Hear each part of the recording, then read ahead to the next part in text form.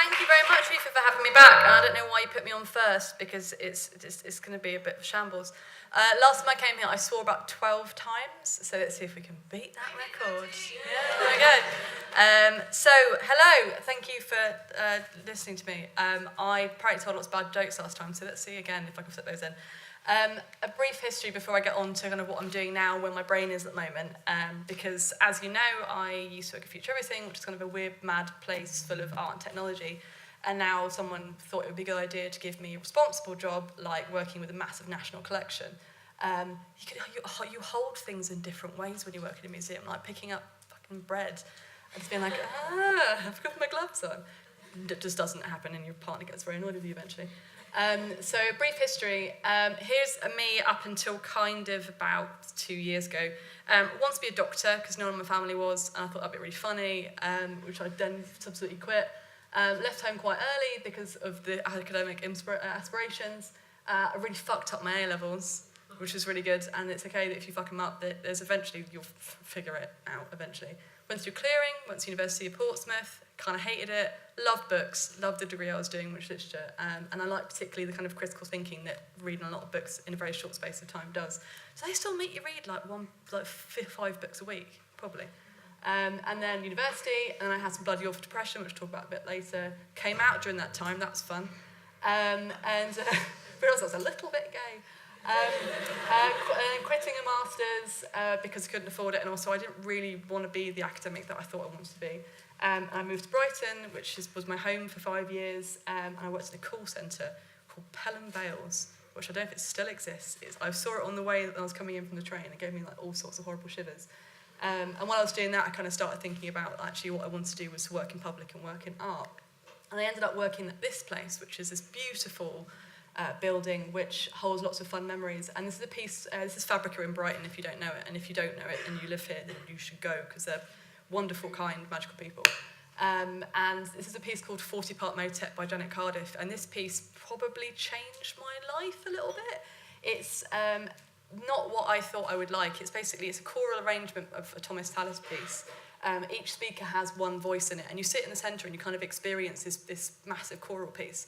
And I was like, kind of didn't know if this is really what my cup of tea was. But then I was watching the people that were in it, and then I decided to sit in the centre and had this amazing experience of like complete overwhelmed calm, but mostly from watching how other people were experiencing art and experiencing something that was completely individual and personal. And I then signed up and became a volunteer, like a gallery invigilator, and then went on to volunteer at loads of really fantastic exhibitions. Then eventually, while I was doing that, I was doing workshops, so I got to do a bit more of public art stuff, and realised that actually academia wasn't really what I wanted to do initially, because I wanted to work with people. Then I went on to work at this also equally mad place in Brighton called Lighthouse, under the brilliant mind of Honor Harger, who's now running a giant robot museum in Singapore, I think. She's incredible. She taught me everything I know, basically. And this is the first exhibition that I produced with them. So I ended up being a storyteller and technologist, which is still the best business card I've ever had. And then went on to be a program assistant, which isn't as glamorous, but also meant I got to do loads of exhibitions. And this was a piece by Julian Oliver where you basically could hack the front pages of many major newspapers to say whatever the fuck you wanted to say. This is pre-Brexit. I'd like to see what happened if it was Brexit. It was around 2014, I think, actually. So it was mostly just slagging off David Cameron, which is all right by my book. And then I went on to work at Future Everything, and I had an amazing time with them. They are a lab who look at the kind of emerging issues around technology and design. And I kind of realised that art, technology, sort of design, public work didn't really feel like separate worlds to me. They very much felt like you had, in order for us to kind of understand what might be happening with emerging technologies and design, artists and are kind of often quite good translators of that, or try and make us see a little bit differently with this. And I went to some amazing places. I went to Singapore, I went to Taiwan, which is where this piece was, and we did this piece for Taipei Arts Festival, which is by Cassie and Mulga, called Positively Charged. And it was a project which uses your heartbeat to figure out how much energy it would take to power the city of Taipei. And there's certain parts of Taipei where basically kind of once or twice a month the power goes out because the grid can't handle it. And it was trying to think a bit more about energy conservation, that kind of thing. And it was a weird piece, but it was the people who basically got their friends to come together, because you can't really experience a piece without 15 people being part of it. So you had these groups of people coming and experiencing the work together. And so I kind of ended up having this really weird job while also working another job. I don't know why I chose this photo of myself. I look like a moron. But it's just like, this is your like the training videos you get for like companies where it's like, one of our quality assistants will come and help you through. But this was me talking to a bunch of white dudes, literally, at Amsterdam's ThingsCon, doing a workshop with a framework that I worked on with a company called Changeist. So while I was doing work about sort of future and technology, I also was working as a strategic foresight analyst, also known as a futurist. I'm never going to use that term for what I did. It's just a bit balmy and a bit weird. And was just kind of thinking about what the future trends about technology might be, but while thinking about what's happening today. And the Thing Clash was this project that I was working on for about a couple of years with them, which was essentially just a series of playing cards which made you think a little bit differently about the kind of people who might be using your technology. So we kind of had robotics and these kind of like hero objects and things which were a bit like mad, like, oh, self-driving cars, which will never happen, just to let you know. Because unless everywhere is designed like Milton Keynes, ain't gonna happen. And not even kidding, there's a lot of interesting tests about cars literally veering into walls because it was trained on systems that were in Milton Keynes and Salt Lake City in Utah. No. If you've ever been to like Paris, it's gonna kill everyone.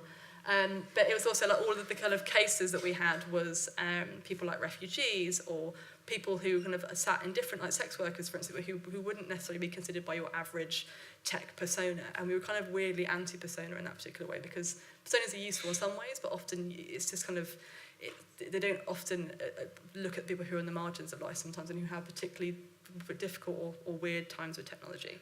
And this all kind of came into a sort of point where I was like, okay, so I've done what I want to do for future everything. I've kind of reached a point with Changes where I think I can make this into something else. And I kind of did that mad thing you do where you're like, oh, what about this? Oh. And you type in PhD, and you type in PhD in whatever. And I eventually applied for one, and I got one, and then I quit it the day after. Not even kidding. Because I kind of got the phone call from an email from a friend of mine who was like, have you tried applying for this job at the V&A? And I was like, no, you fucking daft. Because like it's the V&A and they're really big and good and they're a professional outfit and they don't want someone like me to kind of faff around in. So I applied for the PhD at Sunderland. Sunderland's a weird place, great, love it. It's next to Newcastle, which is also weird and great. I decided that no. Like, because as much as I really like the idea of being a doctor, and anyone who and I think people who are doctors are brilliantly brave, excellent people to work on something for 3 years and be smarty pants, and that's great. But like, I've got the concentration of a fucking idiot. Like, the idea of me sitting alone and working on one thing for 3 years, I think didn't quite suit me, and I think maybe at some point I might go back to it if I think it's something that's there. And people who do PhDs are rad, and my friend's just recently got one, and I literally just call her Dr. Voss every minute I can, so that's fine. And then this happened, and this is kind of stories from like 2014 to about 2018, where I realised that actually the thing that I was really interested in when I was working on art projects and with artists was actually the critical discourse around design and technology, and particularly in things like the fact that it's like what the fuck, like honestly, like there's a lot of stuff going on that we didn't anticipate that's suddenly unfolding really quickly and really rapidly at a speed that we don't really understand, much like how I talk. But it's something quite, I always find it really interesting that these always led to like design and like the way that design is understood and culturally understood, because you can't understand design as purely like a series of buzzers, I said buzzers and bells, it's not the fucking Victorian era. But it's like these technos and network things. And I was just really interested in seeing what it was and actually working that out with the public. So rather than, Future Everything are great, they're very small, Changes are very small, and they work generally on a consultancy basis. So when my friend said to me, like, do you want to fancy working at the V&A? I was like, oh, fresh prey. People that I can indoctrinate to my critical thinking around design. And actually the V&A are kind of amazing for that. And the reason why I eventually went and applied for the job is because, oh, that's a fancy picture of the building. I get to have lunch here, it's quite nice. Though, don't go in the pool. When you've seen 20 children wandering around, definitely using it as an amenity, then you don't want to go in there anymore. It's very lovely otherwise. And then I joined because of this collection. It's called Rapid Response Collecting. You may have heard of it, may have heard of some of the weird backgrounds of it. And Rapid Response Collecting is a brand new collecting strand, which the V&A kind of pioneered, which is, just to give a bit of context, museums usually tend to collect stuff after it's had a few years after it, and like we have this thing that's called significance. which is the idea of like something being significant enough to collect and to be in a collection. And it's a really important thing to think about, because when you bring stuff into a museum, it kind of stays there forever. So what you bring in, you have to be responsible for, you have to understand the levity of it, and kind of there's all this scholarship and thinking around it, but actually that doesn't really reflect what contemporary life with design is now. You kind of need to be in the moment, and you need to do it very quickly, and you don't have to be precious about the fact that like these things are maybe not of the most kind of high craftsmanship, because the V&A traditionally does a lot of crafts and process. That's what it's mostly known for, like decorative arts and sculpture and that kind of thing. But we sit in a department where it's a little bit different to that. We have a bit more leniency. We're 5 years old, which is the youngest, considering the museum is 153 years old. We're really new, and we're really, really young. And the rapid response collecting was started by Corinna Gardner, who was my boss, and Kieran Long, who's since left. And it's the idea of collecting things in the moment. So what you'll notice is that these objects all look a bit weirdly unrelated to each other, but they all hold the idea that we as a department know that all design is political. It doesn't regard it as explicitly political, as in something like the Hong Kong Day umbrella, which is this thing, which someone sent to us following the protests in Hong Kong around sort of the government there, and things like these jeans. So the primarily we collected these in 2014, shortly after the Bangladeshi factory collapse, which is when the true cost of fast fashion really kind of hit the headlines. And we collected the jeans as a way of having that conversation, using objects and using design to kind of root that. And also the same with like Katy Perry eyelashes. So these were marketed as artisanal handmade eyelashes and went just mental. Because like you go back and you realise that the people who made these were paid 15p a day. And so we kind of brought this, it's almost like a mixture between journalism, design history and object study in that way. And again, with the Amazon wearable terminal, which is one of my favourite objects in the collection, which is everyone uses Amazon probably in this room, or has used it or been a result of it. And the people, I mean, it's literally like Prime Now. Sometimes it's a complete fucking lifesaver when you're hungover. Or you need cat litter. Cat litter is really heavy, sorry. So it's like, sorry, it's a complete tangent. But the Amazon, I mean, I laugh, but like Amazon factories are known for their massive labour problems.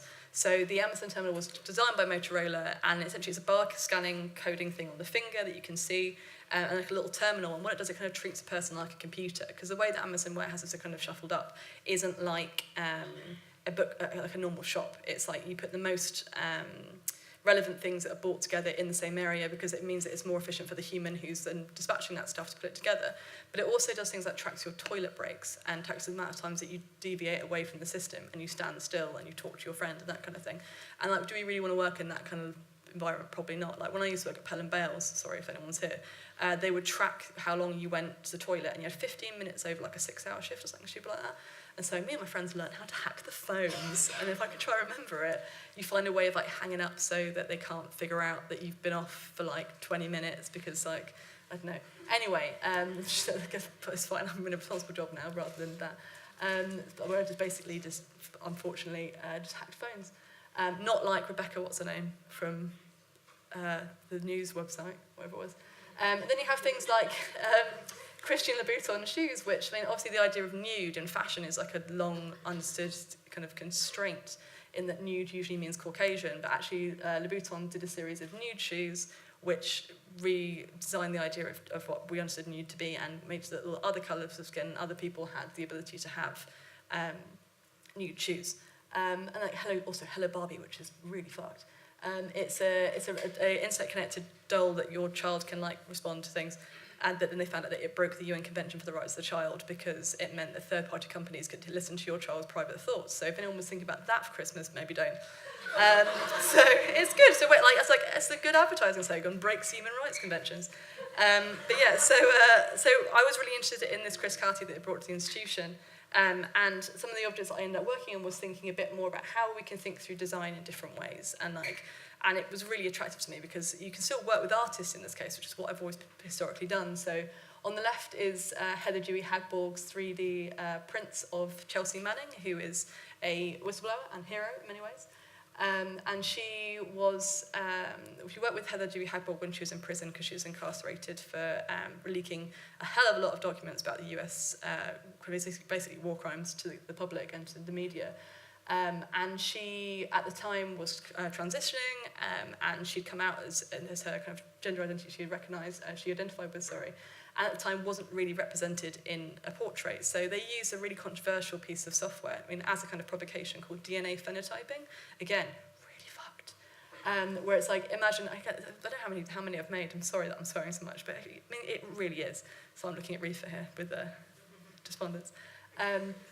But the idea of DNA phenotyping is that you could pick up a cigarette butt off the ground near a crime scene, and if you kind of know the description of the person, then you can generate a 3D printed portrait of them, and then you can use it on wanted posters and that kind of thing. But the problem is it's like trained on really historically racist and like gender biased data, which comes from databases which haven't particularly favoured people of colour, for instance, and assume gender to be a particular characteristic in particular things.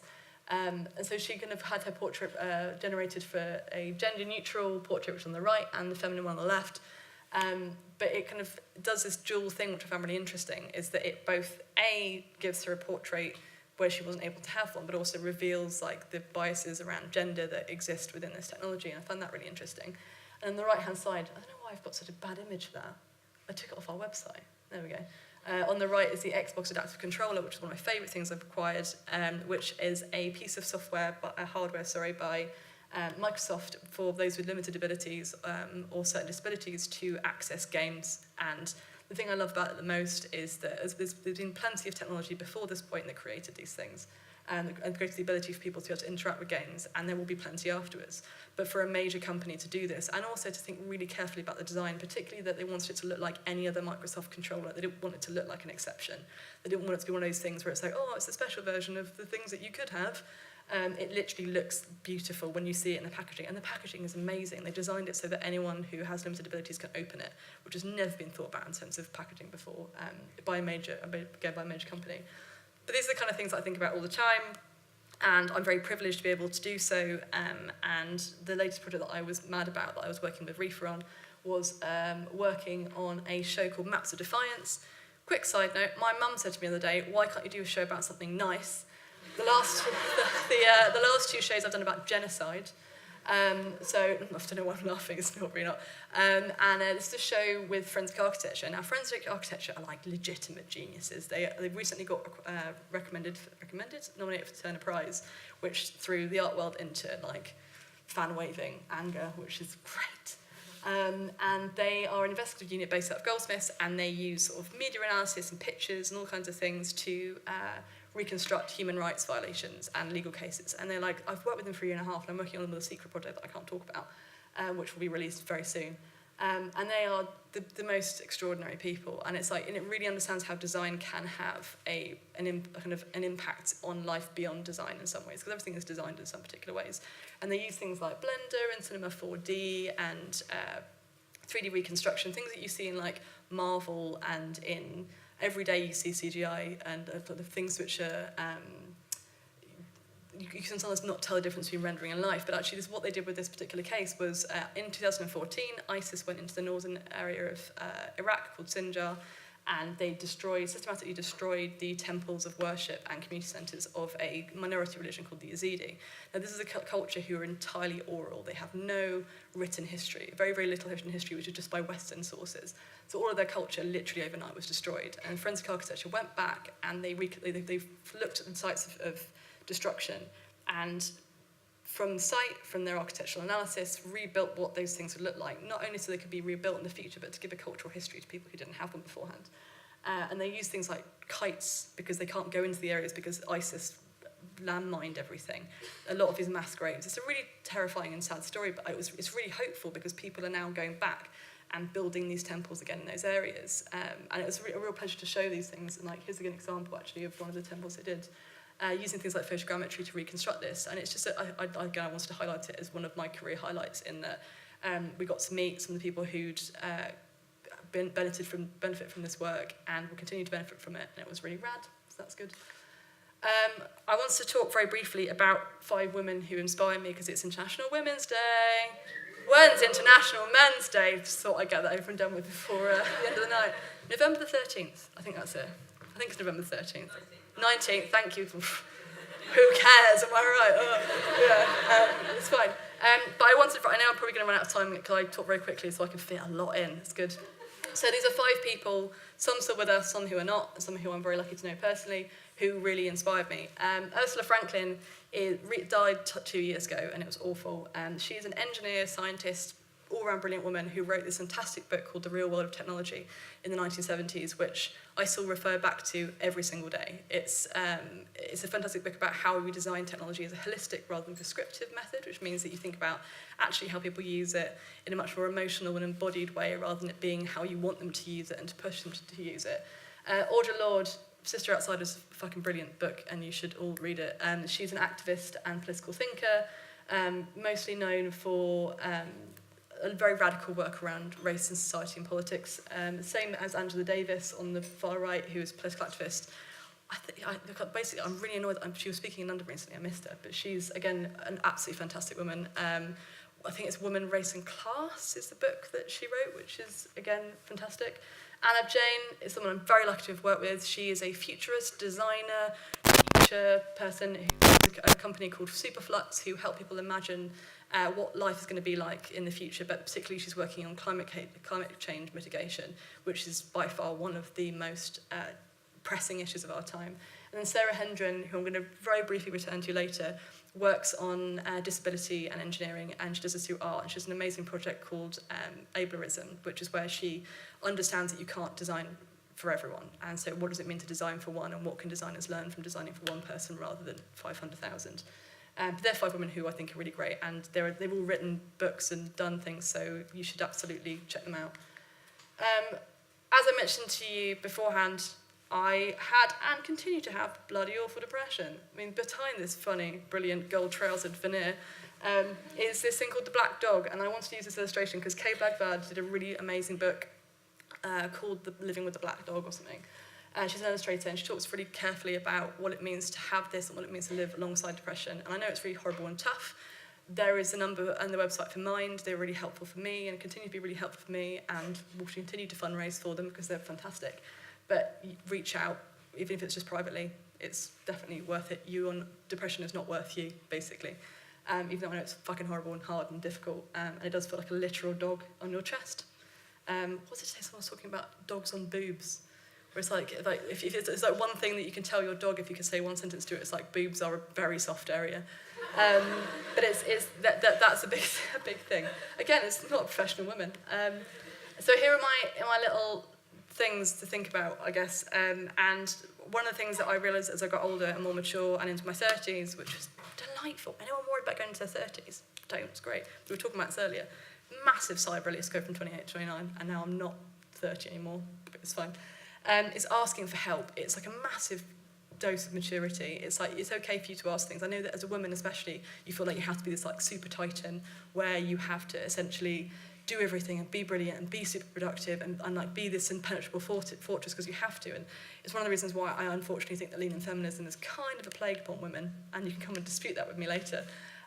Because it's this idea of you being the strong person, having to act like you're really aggressive and really productive and really efficient. And actually, we're not like that. We're deeply vulnerable, like soft human beings. And asking for help, even if it's from people that you don't think will be able to. And I know it's difficult sometimes because like some toxic work environments can make that really hard.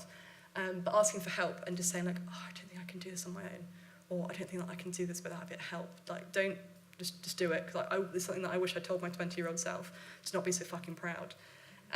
Everything counts. Like, everything you do, everything you feel, and everything you see is going to be an impact to you. Do not discount something as being unnecessary or unuseful, because even if it's just like sitting watching fucking Netflix or a language, I've just realised there's a child in the audience. Sorry, Dad.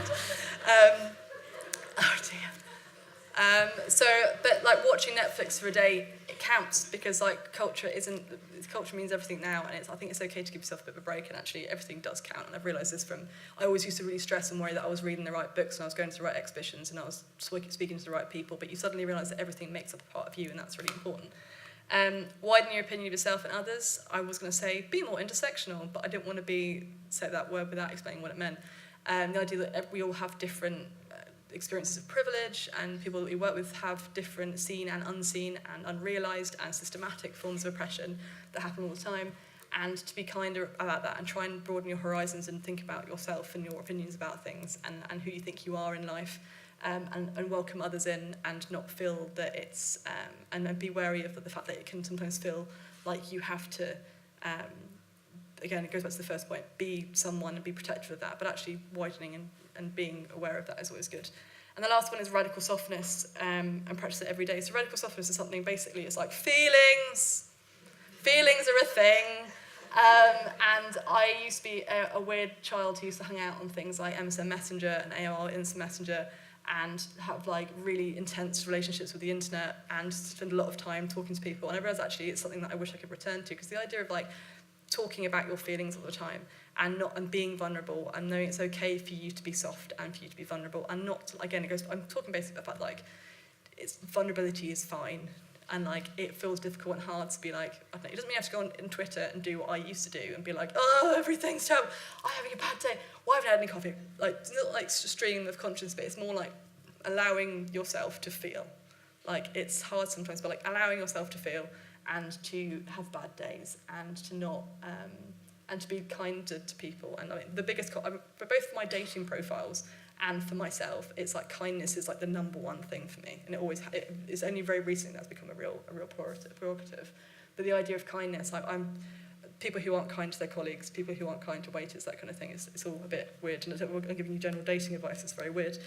So that it's true though. People are rude to your waiters if they're not like kind to animals. Like big things for me is like my current partner, like we just send pictures of dogs to each other every day. And like, because they're lovely, and the best one is when you have an added like hand so you can see that they patted it, and that's important. So I want to leave you with, I don't know, I'm sorry Rifa. So the last thing I want to leave you with is a quote by Sarah Hendren, which I continue to refer to all the time because I think it's brilliant. And she tells us on the first day of her module with her engineering students, which is court ambiguity, walk towards inequality, and above all, yield to heartbreak. And just to kind of unpack that a little bit, it's like ambiguity is a real advantage. Like understanding that things are going to be ambiguous, both personally, politically, professionally, elsewise, is always really good to think about. Again, walking towards the like, why don't people have the access to the things that you think that they should have access to? What is it really? Like, why can't, I don't know, I'm not going to think of an example because there's about 500,000. But basically, walking to it, like, you don't have to design because you want to make sure that you design, you think about who hasn't got access and who hasn't got a voice and who needs that support and who needs those particular systems. And then above all, we yield to heartbreak. And things are going to go south. Things are going to break and be horrible, and like not just depression, but like you fail, and that's okay. And I really hate, like, one thing that I really hated probably about 5 or 6 years ago was at tech conferences. A lot of middle-aged white dudes saying, I failed and I really learnt from that failure, and then I got up again and I started my £1 billion unicorn company or whatever it was. And because like you need to analyse where that stuff comes from, because it's not like those people probably didn't fail, like, I don't know. But heartbreak is different to failure. Heartbreak is like, you didn't win this time. Like you didn't win that fight, and like it means that you have to just pick yourself up again. That dude probably didn't hear you when you said that, oh well, women need to be considered in this particular thing, but like keep going. Keep that conversation going. I know it's hard to be the person in the room who's constantly like, yes, but what about sex workers? Or what about trans experiences? And they're just like, oh yeah, but it's not really like, I don't know, it's not really profitable, and it's not really going to, I don't know, it's not very attractive to do things like that. And actually, just keep going. Eventually you'll knock down the wall and it gets there. That's sort of my experience, but obviously I'm just persistent and awful. So it's fine. That's how you can contact me if you want to contact me. Thank you very much. I'm sorry.